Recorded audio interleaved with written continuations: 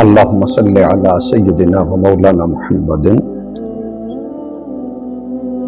وعلی آلہ و اصحابہ و اہل بیتہ و بارک وسلم نحمدہ و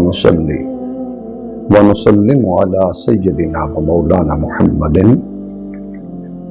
رسولہ النبی الامی الامین المکین الحنین الکریم الرؤوف الرحیم اما بعد فاعوذ باللہ من الشیطان الرجیم بسم اللہ الرحمن الرحیم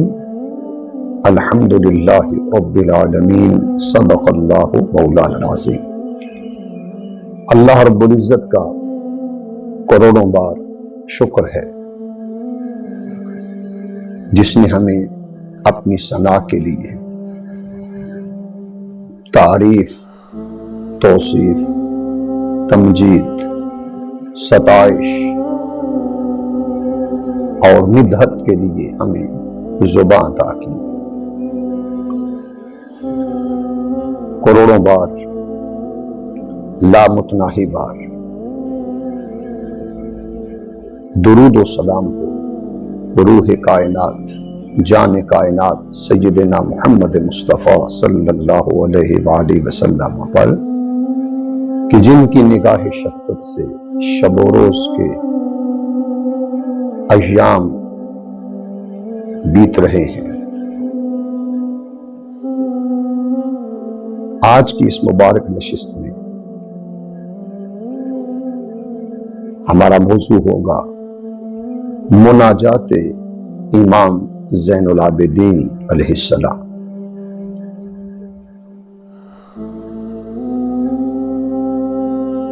میں چند مناجات آپ کے سامنے ان کی پیش کروں گا۔ وہ ہستی جس کو اللہ رب العزت نے سر تاپا سراپائے عجز و نیاز بنایا تھا، جو عاجزی،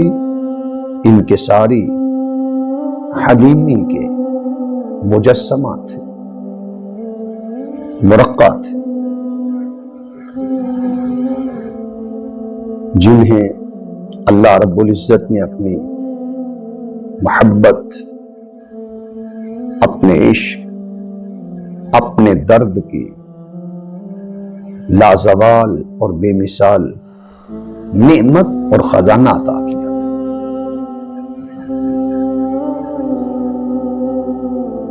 آئیے آپ کی مناجات کو میں شروع کر رہا ہوں۔ اس پر اگر آپ پڑھنا چاہیں تو حضور شیخ الاسلام پروفیسر ڈاکٹر محمد طاہر القادری صاحب نے اپنی زندگی میں دین اسلام کے حوالہ سے لا تعداد کتب لکھی ہیں، سیرت پر، اولیاء پر، شہداء پر، ہر لحاظ سے ان کی معرکۃ الآراء کتب موجود ہیں، تصنیفات کی صورت میں، تالیفات کی صورت میں۔ آپ کی ایک کتاب اگر آپ اسے پڑھیں، اس کتاب کا نام ہی مناجات امام زین العابدین علیہ السلام ہے۔ یہ 71 صفحات پر مشتمل کتاب ہے، جس کے اندر امام زین العابدین رضی اللہ تعالیٰ عنہ وعلیہ السلام کی 26 مناجات کو آپ نے ذکر کیا ہے۔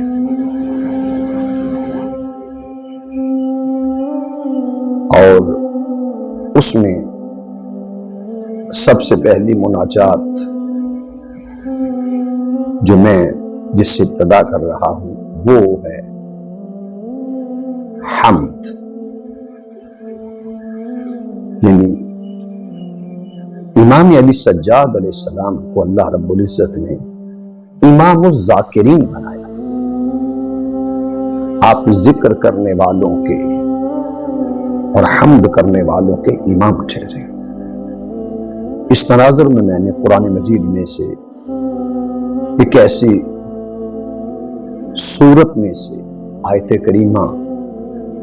تلاوت کا شرف حاصل کیا ہے جس کے 23 نام مفسرین نے اپنے تفاسیر کے اندر ذکر کیے ہیں۔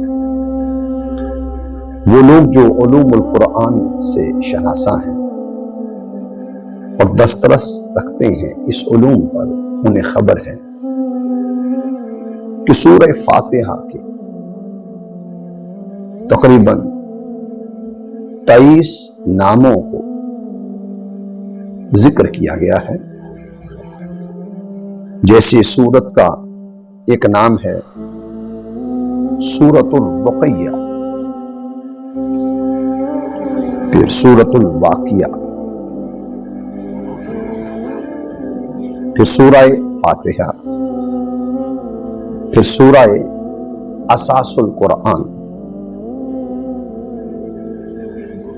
پھر سورہ السبع المثانی، پھر سورۃ النور، پھر سورۃ الکافیہ، سورۃ الوافیہ اور سورۃ الشافیہ، سورۃ الشفاء اور سورۃ المناجات، سورۃ الشکر، سورۃ الکنز، فاتحۃ الکتاب، فاتحۃ القرآن، ام الکتاب، ام القرآن، سورۃ الصلاۃ، سورۃ الدعاء، سورۃ السوال، اور ان ناموں میں سورہ فاتحہ کا ایک نام ہے سورۃ الحمد۔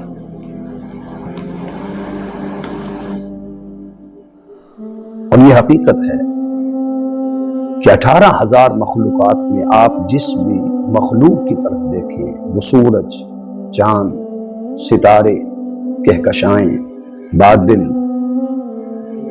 زمین، آسمان، نباتات، حیوانات، جمادات،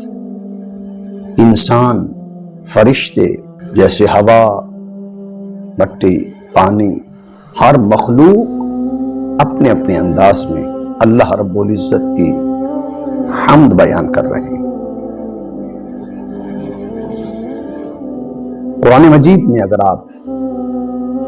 حمد کے حوالہ سے جاننا چاہیں تو قرآنی انسائکلوپیڈیا، آپ اس کتاب کا مطالعہ کریں، اس کی جلد نمبر 7 صفحہ نمبر 5055 سے لے کر 5057 تک ان 3 صفحات کو پڑھیں۔ اس میں حضور شیخ الاسلام پروفیسر ڈاکٹر طاہر القادری صاحب نے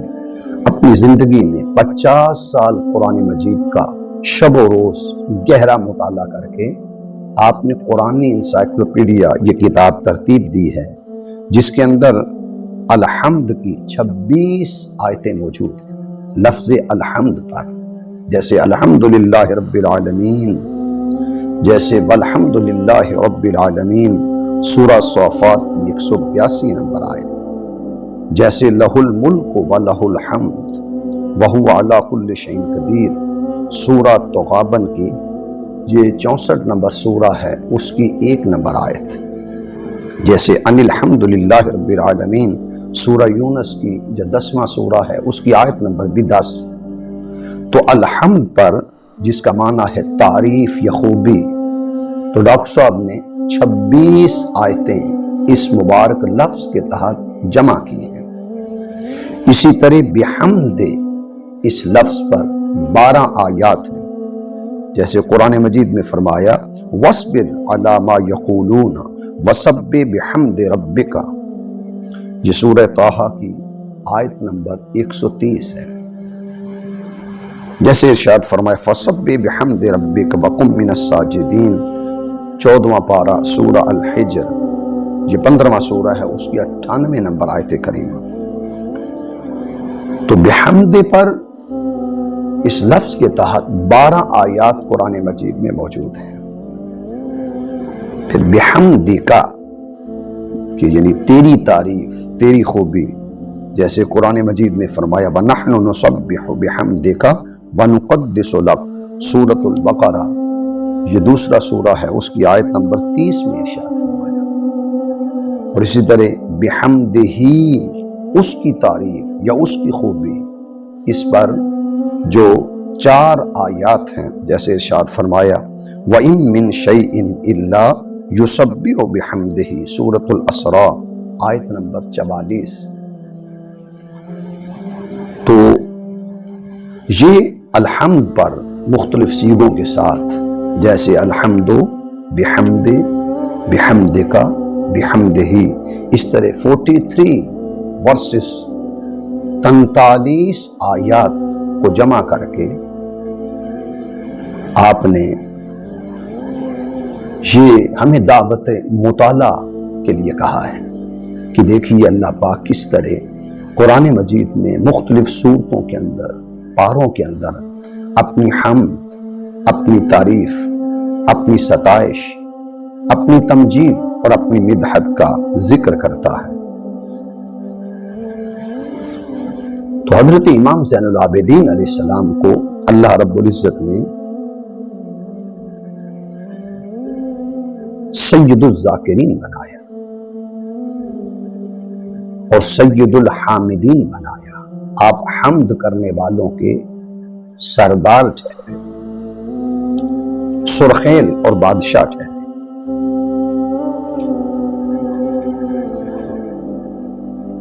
آپ کی مناجات میں